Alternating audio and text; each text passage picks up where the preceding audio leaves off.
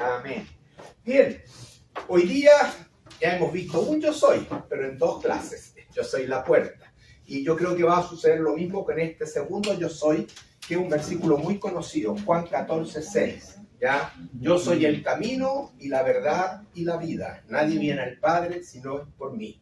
¿Ya? Juan 14:6. Quizás es uno de los más conocidos de toda la gente, junto con Juan 3:16, porque de tal manera amó Dios al mundo que ha dado a su Hijo unigénito para que todo aquel que en él cree no se pierda, mas tenga vida eterna. ¿Quién no se sabe de memoria Juan 3:16? Yo creo que este es lo mismo. Ahora para ustedes les voy a pillar una pregunta. Ya ustedes ya se saben de memoria, me imagino Juan 10:9, ¿no? Juan 10:9. ¿Qué dice Glavis? Yo soy la puerta. El que por mí entrare será salvo, y entrará y saldrá y hallará pasto.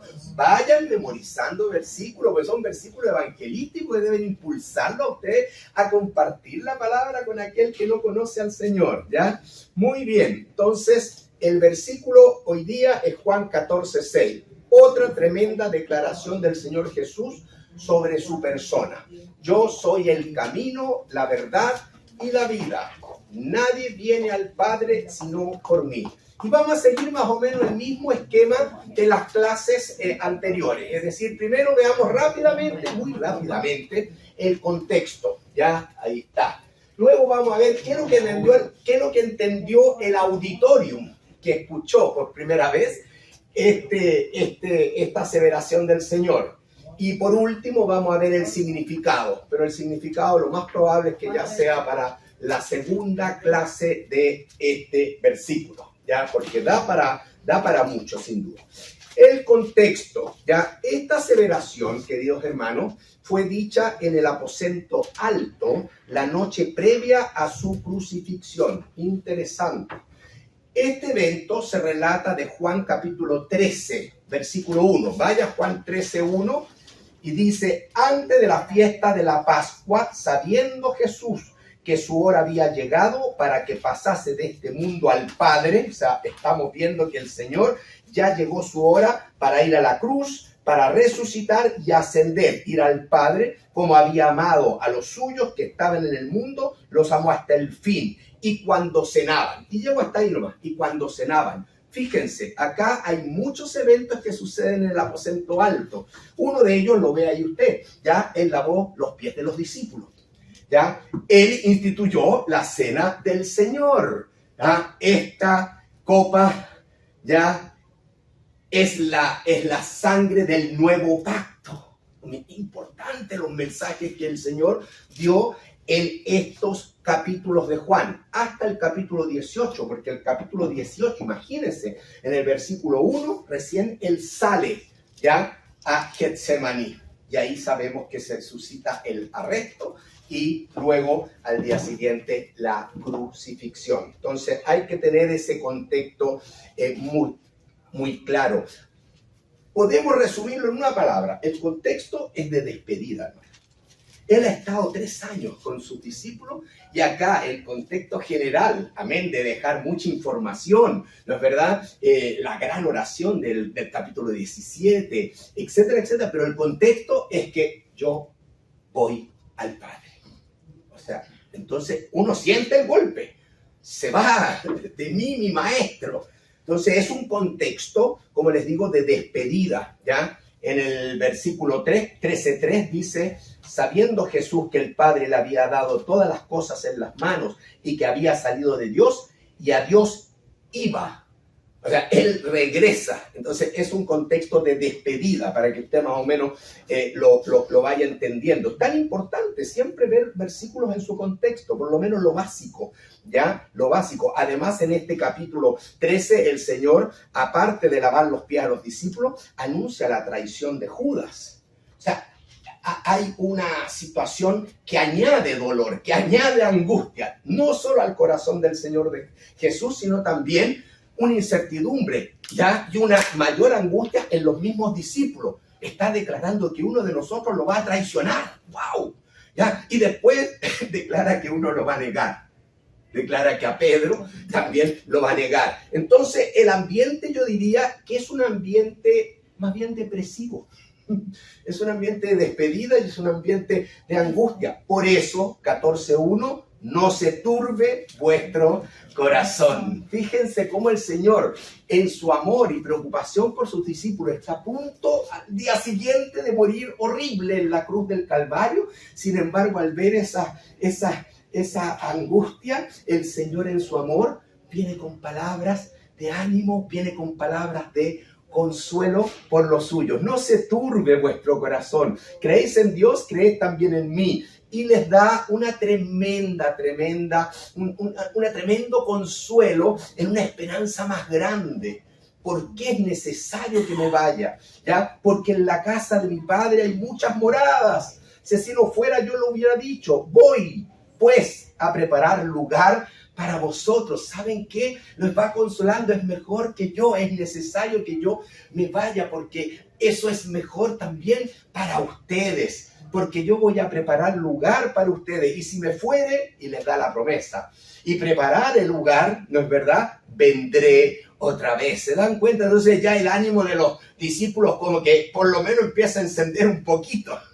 Vendré otra vez y os tomaré a mí mismo para que donde yo estoy, vosotros también estéis. Es en entonces, ambiente de angustia que el Señor hace esta afirmación, ¿ya? Un contexto desde el punto de vista del corazón del Señor para animar, para consolar a los discípulos, como vemos en los versículos 2, 3 hasta el 4 que estamos leyendo. Y en esto Tomás hace una pregunta, ¿no es verdad? Tomás entonces, Señor, no sabemos a dónde vas, ¿cómo pues podemos saber el camino? Jesús le dijo a Tomás, en respuesta, Jesús a Tomás le contesta, yo soy Tomás, el camino, yo soy la verdad, yo soy la vida. Nadie viene al Padre sino por mí.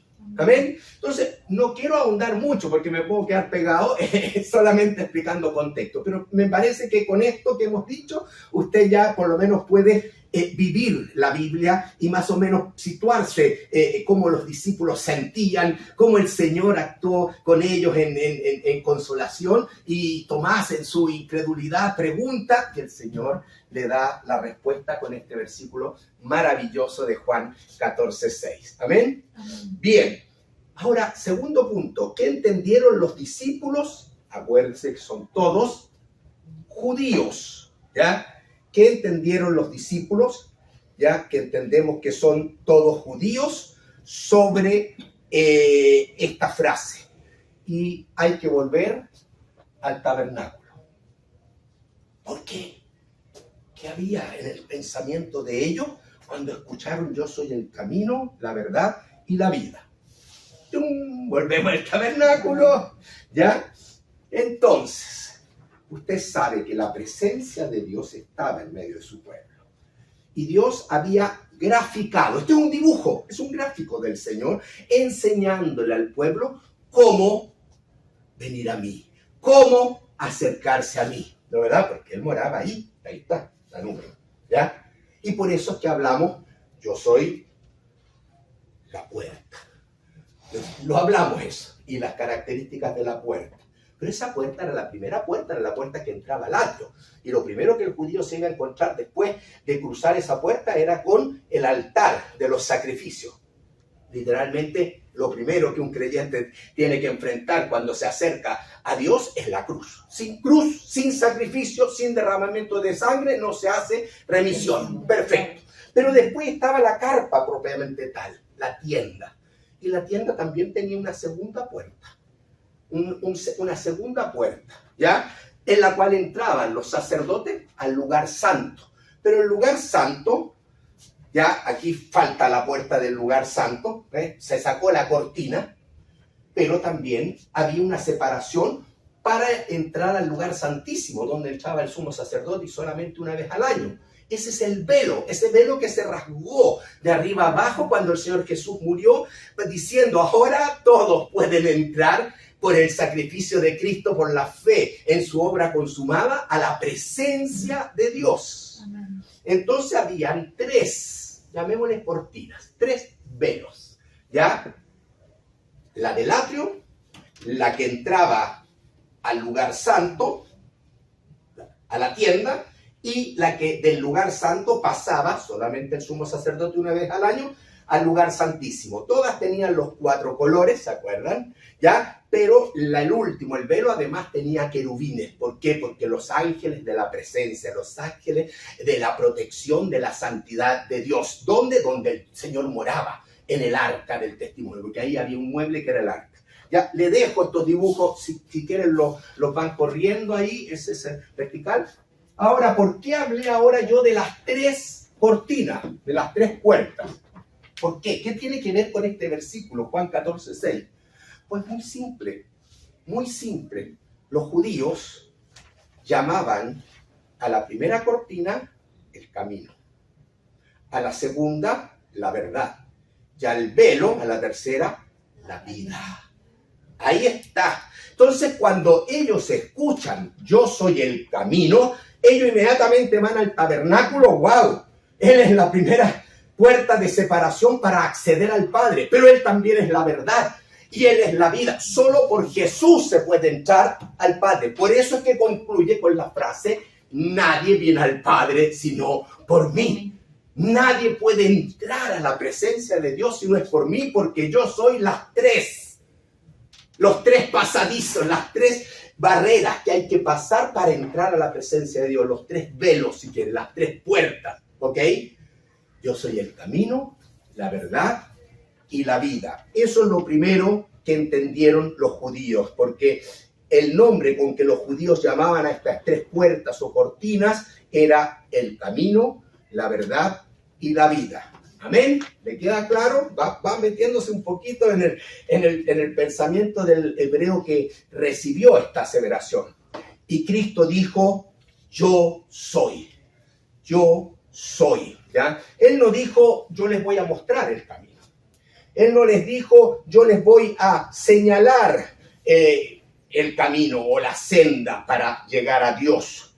Eso es lo que hacen los religiosos, los maestros, los gurús, la filosofía de este mundo. Toda persona que se ha levantado con un grado de autoridad espiritual, moral, lo que usted desee, normalmente tiene una enseñanza que dice, yo les voy a mostrar cómo, el karma, yo les voy a mostrar, pero nadie habría dicho, yo soy.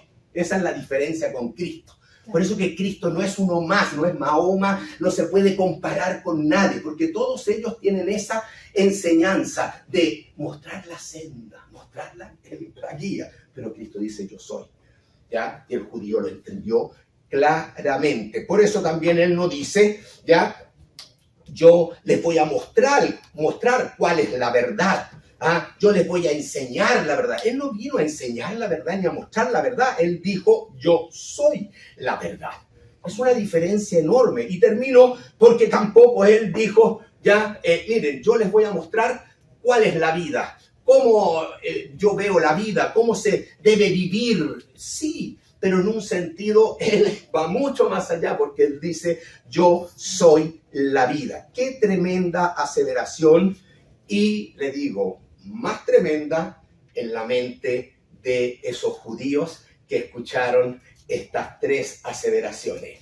Camino, verdad y vida. Porque lo asocian a la forma como Dios diseñó entrar a su presencia, y es verdad que nadie puede entrar si primero no cruza, ¿ya? Si no cruza. Y el Señor dice, pues yo soy, por mí. Por eso nadie viene al Padre, sino por mí. ¿Está claro, hermanos, hasta aquí?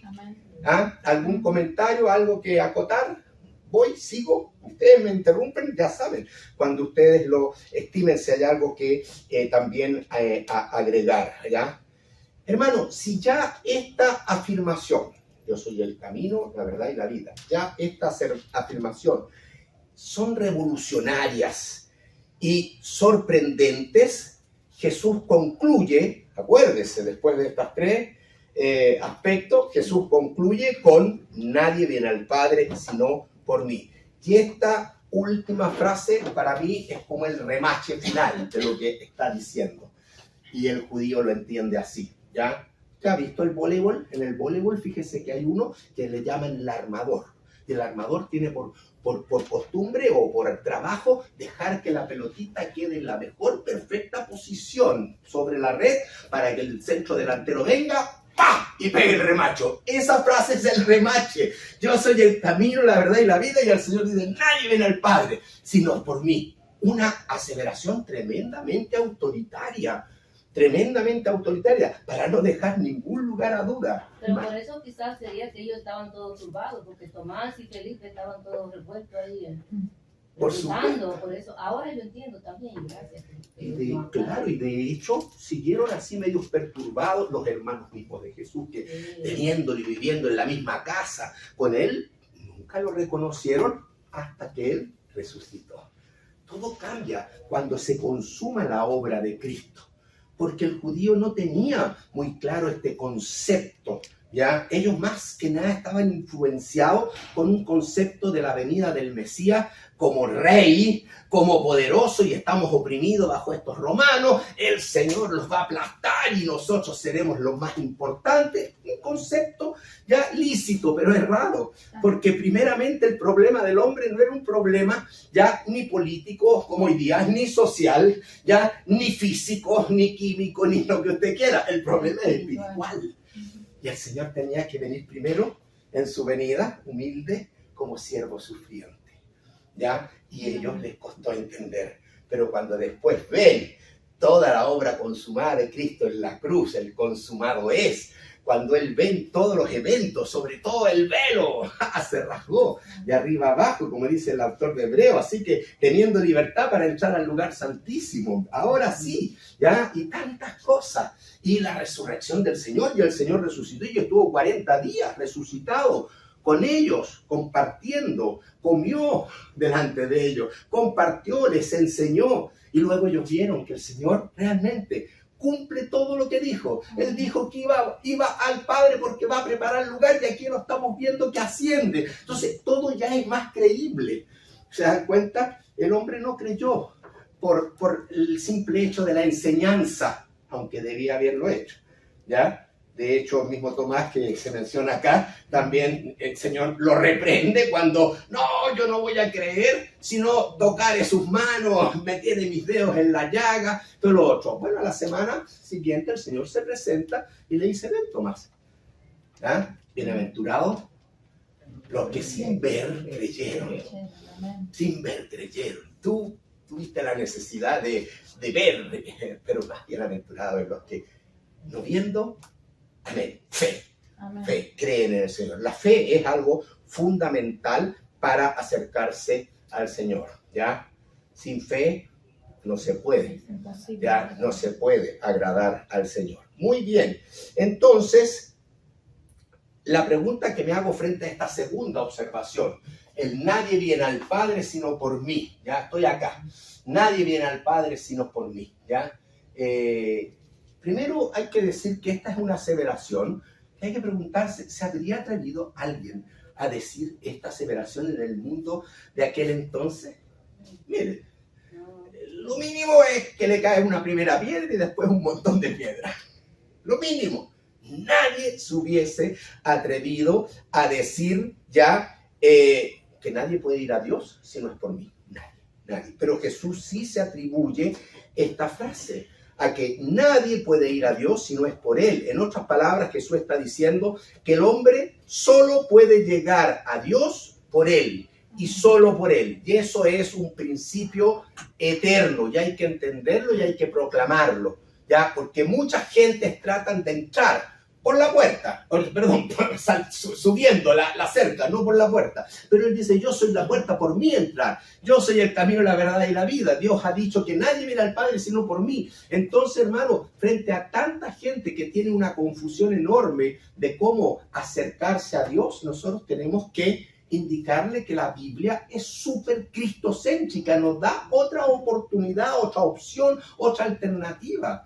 Es súper cristocéntrica. Solo por Jesús se puede entrar al Padre, porque Jesús pagó el precio de nuestros pecados. Pero unos van por la Virgen, unos van por el Santo, unos van por aquí, por acá.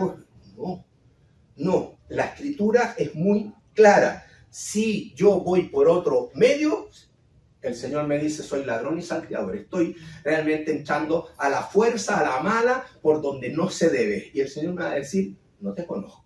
El día de mañana el Señor va a decir a la gente, no te conozco. Apartaos de mí, hacedores de maldad. Porque yo vine, yo enseñé, yo soy el que dio su vida por ti. Yo mostré todo mi amor. Yo soy el Dios todopoderoso que resucitó. Soy yo el Dios que prepara lugar para los que me creen. Y el que cree en Él tiene vida eterna. Así dice la Escritura. No es una cosa que digo yo, es la palabra del Señor. Así que o nos regimos por la palabra del Señor, o si no, vamos a seguir tratando de alcanzar como a tienta, medio a ciega, medio a golpe, abrazar a Dios en nuestra fuerza. Es imposible. Vas a fracasar.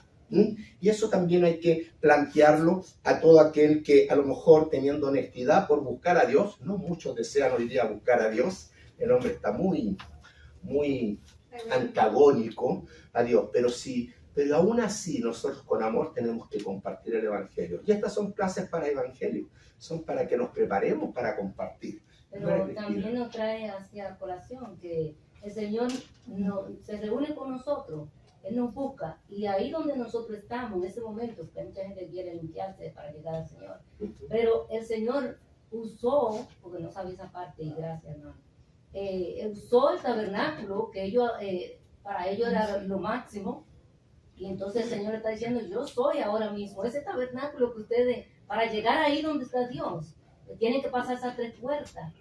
Y ahí yo me reúno con ustedes y ahí está Dios. Y yo soy Dios. El Señor quiere tener esa relación con nosotros. Es lindo. Y el modelo del tabernáculo, que yo lo llevo al primer modelo, después se replicó en el templo. El templo sigue más o menos el mismo modelo, pero en construcción fija. El tabernáculo era movible por el tiempo en que ellos estaban, digamos, peregrinando por el desierto. Pero todo hablaba de Cristo. Yo con esta clase, yo me estoy animando el día de mañana, si alguien quiere una clase a fondo de tabernáculo con lujo de detalle, podemos darla, porque es un tema apasionante ver cómo Dios ha hablado en todo, las pieles de tejón, el color tiene una representación, todo tiene una representación, todos los muebles, cada detalle, todo tiene algo que decir del Señor Jesucristo. Y cuando uno lo logra entender, la verdad es que uno cae a los pies del Señor, ahora no queda otra, porque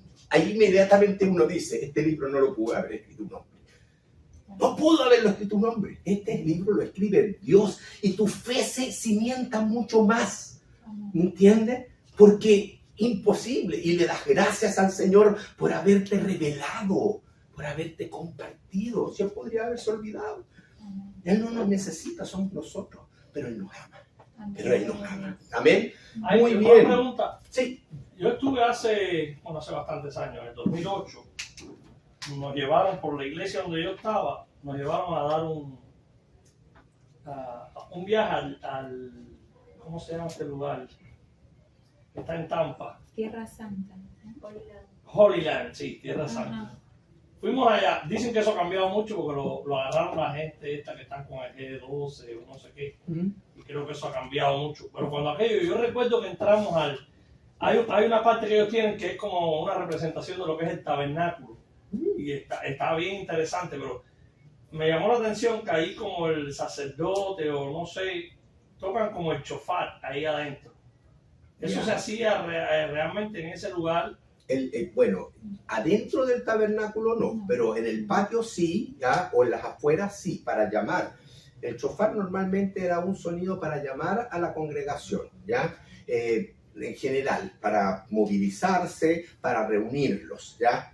Específicamente. Cuando ya eran algunas situaciones más intensas, como una batalla, o para convocar a toda la congregación por un anuncio especial, entonces no se tocaba el chofar, se tocaban las trompetas de plata, y esas solamente la podían tocar los sacerdotes. El chofar lo podía tocar otros judíos, ya, eso está en Números capítulo 10, las trompetas de plata, ya.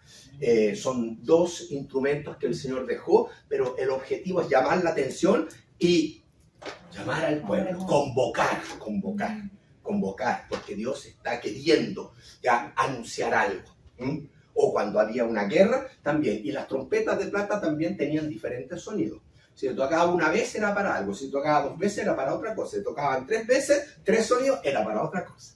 Cada cosa tenía su terminología, pero no me hagas desviarme, son tuyos. Ya, bueno, pero tarea para la casa, número 10, bueno.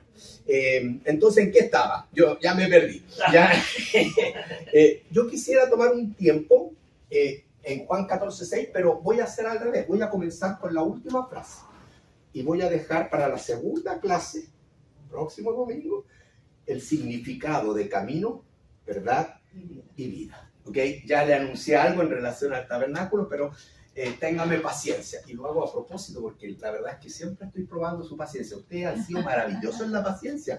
Aguantaron 7 introducciones. Ningún curso da 7 introducciones. Con suerte 1 o 2 y luego da el tema. Y ustedes perseveraron 7 introducciones para llegar recién a donde estamos. Así que los felicito. Muy bien. Entonces, vamos a analizar, quisiera comenzar analizando esta última frase. Nadie viene al Padre sino por mí. Lo primero que hay que preguntarse, lo tengo ahí, ¿es bíblico lo que dice Jesús? ¿Es bíblico? Me hago esa pregunta. ¿Está de acuerdo con la Escritura esta aseveración de Cristo? ¿Por qué hay que hacérsela? ¿Saben por qué? Porque yo podría decir esta frase, la está diciendo de su propio interior. El Señor lo puede estar diciendo en un estado prácticamente de deliria, con deliria de grandeza, esto y lo otro. Yo puedo poner en duda eso. Entonces, qué importante es que frente a cualquier, como Tomás, que era bien dubitativo, yo no sé cómo es usted, pero espero que no sea como Tomás, pero si lo fuera, aún tiene el derecho, hasta Dios le dice, ya es perfecto, cuestióname, ¿ya? Pero yo, compruébalo con la palabra. Entonces, cualquier duda que usted tenga, tiene que ir a la palabra a confirmarlo. La Biblia no se contradice. Entonces, yo me hago la pregunta, ¿es bíblica esta aseveración del Señor Jesucristo que nadie viene al Padre si no es por Él? ¿Ya? Y yo me voy a Hechos de los Apóstoles, ¿ya? A dar un análisis si realmente hay base bíblica para lo que el Señor dijo. Nadie viene al Padre si no es por mí. Y en Hechos capítulo 2, nosotros sabemos que Pedro, después del día de Pentecostés, o sea, en el mismo momento de la venida del Espíritu Santo, fiesta judía de Pentecostés, de Shavuot, ¿ya? Ahí están todos ellos congregados, hay una gran multitud, y Pedro, ya con toda la venida del Espíritu Santo, lleno del Espíritu Santo, se levanta y da el primer mensaje al pueblo. Básicamente, varones israelitas. El primer mensaje es para Israel. Y en este mensaje Pedro se centra tomando muchos pasajes de los profetas del Antiguo Testamento, pero se centra en la obra de Cristo, se centra en la cruz, ¿ya? Y les dice, ustedes, ¿ya? Lo crucificaron. Y el Señor resucitó, como dice la Escritura. Bueno, usted vea el mensaje. Yo llego a la conclusión. En Hechos 2:36, conclusión del mensaje. Sepa pues, ciertísimamente, mire las palabras, sepa pues, con toda seguridad, toda la casa de Israel, que a este Jesús, a quien vosotros crucificasteis, Dios le ha hecho Señor y Cristo. Y cuando escucharon esto, estos judíos, se compungieron, dice, de corazón al oír esto. Y dijeron a Pedro y a los otros apóstoles, varones hermanos, ¿qué haremos? Pedro les dijo, arrepentíos, que hay un cambio en el interior. Y manifiesten luego con un bautismo que refleja realmente que van a comprometerse con el Señor, ya para el perdón de los pecados, y recibiréis el don del Espíritu Santo. Este primer mensaje fue poderoso. Y dice el versículo 41 que los que recibieron su palabra fueron bautizados, o sea, muchos, entonces creyeron en la palabra de Pedro, en la palabra del Señor, y aceptaron a Cristo, se arrepintieron, confesaron sus pecados, se bautizaron y se añadieron aquel día como 3,000 personas. Y nace la iglesia, el organismo vivo. Este es el inicio de lo que hoy día estamos viendo, hermano. Pero hace ya más de 2,000 años atrás. Maravilloso. Así comienza con como respuesta a este mensaje, la iglesia. ¿Cuál es el mensaje? Siempre cristocéntrico, la cruz, la resurrección. ¿Y el hombre qué tiene que hacer frente a esa verdad? Y eso tenemos que predicarlo hoy día: arrepentimiento, confesión y fe. Abrazar en fe el mensaje. Y entonces después bautízate para que sigas el discipulado, ya siguiendo a Cristo firme de todo corazón. Ese es el mensaje de la iglesia, el primer mensaje. Ahí nace la iglesia. Ya en capítulo 3, bien rápido, uno ve la sanidad de un cojo de nacimiento. Puede ver el versículo 2, que era 3:2, y era traído un hombre cojo de nacimiento, ya que lo ponían ahí en la puerta llamada La Hermosa para que pidiese limosna de todos los que entraban en el templo, ya. El versículo 9, este mismo pasaje, dice, bueno, para abreviar, Pedro y Juan que van ahí, él le pide dinero, él le dice, no tengo dinero, pero lo que tengo te doy. ¿Qué tienen? Tienen el poder del Señor, tienen la presencia del Señor. Ya, levántate. Ya Dios sana, tremendo milagro. Ese tipo, todos lo conocían y todos los días estaba ahí. Tremendo, el primer gran milagro en la iglesia. Estoy hablando de iglesia, acuérdense que recién nació la iglesia. Versículo 9, y todo el pueblo, 9, ya estoy en el 3:9, y todo el pueblo lo vio andar y alabar a Dios, y le reconocían que era el que se sentaba a pedir limosna a la puerta del templo La Hermosa. Se llenaron de asombro, de espanto por lo que le había sucedido. Gracias a este evento, este milagro portentoso de nuestro Dios por medio de estos instrumentos, ya entonces Pedro entrega un segundo sermón al pueblo judío. Todo es judío, ya todo. El versículo, por ejemplo, el versículo 12. Viendo esto, Pedro respondió al pueblo: varones israelitas. El mensaje sigue siendo a Israel. Versículo 14. Ya, más vosotros, le dice a estos israelitas, negasteis al santo. ¿Quién es el santo? A Jesús. Negasteis al santo, negasteis al justo, y a cambio pediste que se diera un homicida, Barrabás. Ya, usted lo sabe. Y matasteis. Mira el mensaje. Hoy día somos tan suaves para predicar, ¿eh? No, es que se puede sentir. Aquí dientes les da, pero con todo. Ustedes mataron al autor de la vida, a quien Dios ha resucitado de los muertos, la resurrección, de lo cual nosotros somos testigos. Y sigue ahí el mensaje, entonces, del apóstol Pedro, el segundo mensaje. Ahora, fruto de y el cierre de este segundo mensaje, el mismo del primero, versículo 19. ¿Qué es lo que hay que pedir hoy día? Arrepentimiento.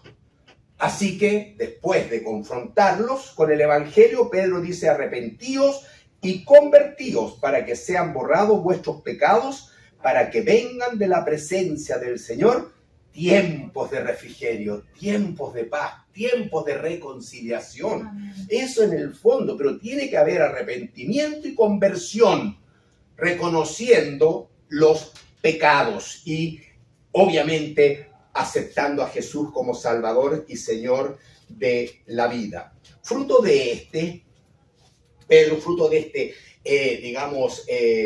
gran milagro, entonces da un segundo mensaje, muy similar al primero. Pero ahora hay un testigo presencial que avala este mensaje. Y el testigo presencial, además de Cristo resucitado, es el poder del Espíritu Santo dado a sus hijos para hacer sanidad. Porque este cojo de nacimiento hoy día camina. Extraordinario. Entonces, ¿qué pasó? Pasó que aparecen en escena otras personas, los sacerdotes. Aparece el Sanedrín, aparecen los saduceos, versículo 1, ¿ya? Hablando ellos al pueblo, mientras estaban en ese mensaje ahí, llegaron estos muchachos, sacerdotes, jefes de la guardia del templo, o sea, más o menos con armaditos, y los saduceos. resentidos de que enseñasen, resentidos. Fíjese lo que provoca el resentimiento, que enseñasen al pueblo. Va provocando repulsión, va provocando animadversión, ya de que anunciasen en Jesús la resurrección de entre los muertos. Bueno, echaron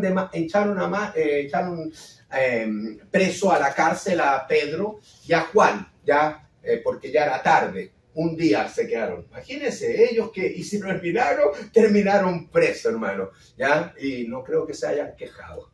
¿Ya? Lo más probable es que igual que Pablo y Silas en Hechos 16, amén, oraron, cantaron, estaban gozosos de ser usados por el Señor. Amén. Ese es un privilegio enorme, hermano. ¿Ya? Bueno, producto de esto entonces, ya uno ve todo lo que sucedió con ellos ahí en la cárcel, ya, pero al día siguiente, ¿ya? Además, hay un resultado con todo esto, ¿ya? Porque el versículo 4 también me gusta, va de la mano con el primer mensaje de Pedro. Pero muchos de los que habían oído la palabra, ¿qué hicieron? Creyeron. Y el número de los varones, ahora varones nomás, era como 5,000, es decir, ¿qué crecimiento más explosivo el de la iglesia? Versículo 5, aconteció al día siguiente, después de pasar una noche en la cárcel, al día siguiente los llamaron y viene el interrogatorio ahí, ya en los versículos que sigue viene el interrogatorio de ellos, ya se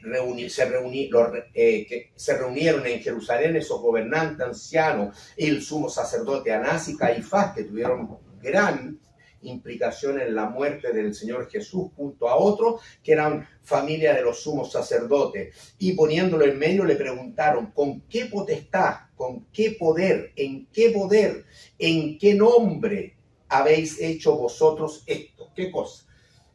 La sanidad del cojo. ¿En qué nombre han sanado a este hombre? Y entonces Pedro, lleno del Espíritu Santo, comienza a darles un mensaje ahora a la curia religiosa judía, al Sanedrín. Pedro, entonces, lleno del Espíritu Santo, les va a dar un mensaje a ellos y les dice: gobernantes del pueblo, versículo 8, y ancianos de Israel, puesto que hoy se nos interroga acerca del beneficio, que es la sanidad hecha a un hombre enfermo, de qué manera éste fue sanado, sea notorio a todos vosotros y a todo el pueblo de Israel, no solo a ustedes, a todos, que en el nombre de Jesucristo de Nazaret, a quien vosotros crucificasteis, vuelve, y a quien Dios resucitó de los muertos, por él, por ese nombre, por el nombre de Jesucristo de Nazaret, por el poder de ese hombre, Jesucristo de Nazaret, que Dios le resucitó de los muertos, ya por él este hombre está en vuestra presencia sano. Amén. Y les recuerda el Salmo 118. Más encima, Pedro, un pescador. Yo creo que lo deben haber mirado los sacerdotes con su vestimenta así como por debajo del hombro. Sí, pero tenía tremendo valor. Porque después de haber crucificado a Jesús, pudieron haberlo crucificado también o haberlo matado ahí mismo, porque defender a alguien que crucificaron, cuando esos sacerdotes no creían que era el Cristo de verdad, había que tener valor para enfrentar a esa gente. Claro, estaban llenos del Señor, con gran valor. A veces en el cristianismo, a veces uno siente que ya uno no tiene ni el valor porque puede pasar vergüenza. Y ellos estaban arriesgando la vida. Así que muy buena tu observación, Santo. Yo lo pongo como un paralelo, como un ejemplo. Claro, pero el Señor los protegía. ¿Ya? Y esta gente, aunque los quería matar, sin duda, no podía hacerlo porque sabían que el pueblo se le venía encima. Porque había una evidencia. Claro, había una evidencia. Entonces, también en esta etapa inicial, yo creo que el Sanedrín quedó lleno de interrogantes. Bueno, ¿qué está pasando acá? Nosotros somos en contra y si atentamos contra Jesús, tenemos que seguir en la nuestra y morir con nuestra verdad, que es un engaño, es una mentira. Y no lo iban a matar porque era el inicio de la iglesia también y la iglesia tenía que echar para adelante. Amén. El evangelio. El Señor lo había dicho también, que el Señor protegía a los suyos, las puertas del Hades no prevalecerán contra la iglesia. Estaban haciendo la iglesia. Muy buena observación. Qué lindo como van también aportando, hermanos. Bueno, llegamos a el 11. Este Jesús es la piedra reprobada por vosotros, los edificadores. Ustedes, que son los encargados de dar la enseñanza al pueblo, pues ese Jesús fue reprobado y ustedes son los principales causales de esa reprobación, la crucifixión, la cual Jesús ha venido a ser cabeza del ángulo. Y me detengo en el versículo 12. Este es el versículo que yo podría decir lo que Jesús dijo: nadie viene al Padre sino por mí. Está avalado en todas partes en la Escritura. Y Pedro les dice a ellos: y en ningún otro hay salvación. Nadie viene al Padre sino por mí. En ningún otro hay salvación, porque no hay otro nombre bajo el cielo, o sea, en la tierra, la humanidad, que ha sido dado a los hombres, porque Dios es el Dios soberano. Él es el que se revela y Él es el que, así como dijo, este diseño, así es el tabernáculo, así hay que hacerlo. Bueno, este es todo mi diseño para que el hombre vuelva a Dios. No pueden entrar por cualquier parte, tiene que ser por la puerta, tienen que entrar por Jesucristo, no pueden ir por otro camino a Dios. Él es el camino, Él es la verdad, Él es la vida. Nadie viene al Padre sino por mí. En ningún otro hay salvación, porque no hay otro nombre bajo el cielo dado a los hombres en que podamos ser salvos. Gloria a Dios. Entonces, hermano, el Señor en su palabra siempre ya va a confirmar lo que se dice de Él. Y Jesús, si dijo esa aseveración, es porque es verdad. Está avalada por la santa inspiración del Espíritu a sus hijos. ¿Ya? Vamos a otro pasaje. Dejemos Hechos, ya es un libro maravilloso para leer, Hechos, y conocer la iglesia cristiana. En Primera de Juan, el capítulo 5, versículo 11, 12, lo mismo. El mismo concepto, ¿ya?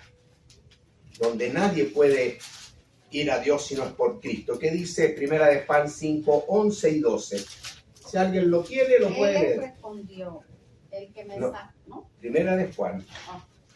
Y Sí. es el... Ya, léalo, hermana Y este Graciela. es el testimonio, que Dios nos ha dado vida eterna, y esta vida está en su Hijo. El que tiene al Hijo tiene la vida. El que no tiene al Hijo de Dios no tiene la vida. Lo mismo, ¿se dan cuenta? El testimonio que Dios, este es un testimonio que Dios ha revelado en su palabra, ¿ya? Para nosotros, ¿ya? Que Dios nos ha dado vida eterna, pero esta vida está en el Hijo. El que tiene al Hijo tiene la vida. Nadie viene al Padre si no es por mí. Nadie puede tener vida eterna si no es por Cristo. Nadie puede ir a la presencia de Dios una vez que muera, ya si no ha aceptado a Cristo y se ha asegurado la salvación que está en Cristo. El que tiene al Hijo tiene la vida. Que no tiene al Hijo de Dios no tiene la vida, ¿ya? Y Hebreos, un libro maravilloso. Bueno, sí, hermano. Vaya, ¿qué hora es? Ahí está. Ya casi sí, ya. Ya, le damos 5 minutitos nomás y terminamos. Solamente en Hebreo. Vamos a Hebreo 10, versículo 11-12. Bueno, yo tengo a todos mis alumnos de Levítico del día viernes, los tengo leyendo Hebreo. Porque ahora que conocen Levítico, pueden entender Hebreo mucho más a fondo. Mucho más a fondo. Así que extraordinario ya conocer Levítico, o fundamental conocer Levítico para conocer el libro de Hebreos. Amén. En Hebreos capítulo 10, el versículo 11 dice: y ciertamente todo sacerdote está día tras día ministrando y ofreciendo muchas veces los mismos sacrificios, ya eran los sacrificios de purificación, los sacrificios de restauración o de culpa, los holocaustos, las oblaciones y los sacrificios de paz, pero están siempre, porque son 5 sacrificios, día tras día, ofreciendo los mismos sacrificios que nunca, y ahí está la insuficiencia de los sacrificios levíticos, que nunca pueden quitar los pecados. El sacrificio levítico no podía quitar el pecado. Lo máximo era una vez al año, el día de expiación, pero era por un año, ¿ya? Ok, luego había que volver a repetirlo. Pero Cristo, habiendo ofrecido una vez para siempre. Un solo sacrificio por los pecados se ha sentado a la diestra. Esa es la diferencia. Insuficiencia en los sacrificios de los corderos, de los carneros, de los becerros, de todos los días en el Antiguo Testamento. Pero Cristo ya hizo un sacrificio, eso no pueden quitar, pero Él hizo un sacrificio una vez y para siempre, ya como dice acá, ya, y se ha sentado a la diestra de Dios. Es decir, el que quiere un perdón definitivo, completo, en base a arrepentimiento, confesión y fe, tiene que ser por Cristo, porque Él es el único sacrificio acepto por el Señor. Por eso dice el versículo 19, así que hermanos, teniendo libertad, le está hablando a los judíos, así que hermanos, teniendo libertad para entrar en el lugar santísimo. Antes no había libertad, entraba el puro sumo sacerdote una vez al año, pero ahora cada persona, cada judío, dado que la obra de Cristo está consumada, puede en fe venir a Cristo. Así que, hermanos, teniendo libertad para entrar a la misma presencia de Dios, lugar santísimo, la misma presencia de Dios, por la sangre, por el sacrificio de Cristo, por la sangre de Jesucristo, por el camino nuevo y vivo que Él nos abrió a través del velo, la vida que se rasgó, ¿ya? Acuérdense que Dios, cuando se comete el pecado de Adán y Eva, ¿ya? Él puso el último versículo del capítulo 3, que relata la caída. El último versículo del capítulo 3 termina diciendo, y Dios puso unos querubines y una espada ahí para que el hombre no tomara del árbol de la vida. La vida, el velo es la vida, ¿ok? El hombre no puede por sí mismo llegar a salvarse. Tiene que venir por el Señor, ¿ya? Y el velo se rasgó porque era la vida, así se llamaba el velo, la vida. Ahora puedes entrar a la vida eterna libremente por medio del sacrificio de Cristo. Esto es por el camino nuevo, vivo que Él nos abrió a través del velo, el que se rasgó. Esto es de su carne, o sea, velo roto, carne rota, que es la carne de mi Señor. Él desgarró su carne por amor a ti y a mí, y solo por Él se puede entrar a la presencia del Señor. Hermanos, yo creo que queda muy claro en esta clase, ya terminamos, nos damos el tiempo, de que realmente para venir a Cristo, o sea, para venir a Dios y tener salvación, solamente podemos entrar por Cristo. La Biblia es muy, muy clara al respecto. ¿Ya? Es triste ver que muchas religiones van por tantos santos, vírgenes, amuletos, ya todo tipo de superstición, etcétera, etcétera, otros caminos. Pero tenemos que mostrarle que el único camino es el Señor. Ya ellos inventan muchos mediadores. Y termino acá. Vea este versículo. Me quedó lea Hebreos 7, 22, 23. Y 1 de Timoteo 2, 5 y 6. ¿Ya? Porque hay un solo Dios y un solo mediador. No te hagas tantos mediadores porque son falsos. Hay un solo mediador entre Dios y los hombres. Jesucristo, hombre. Así que por Él solamente podemos entrar al Padre. Amén.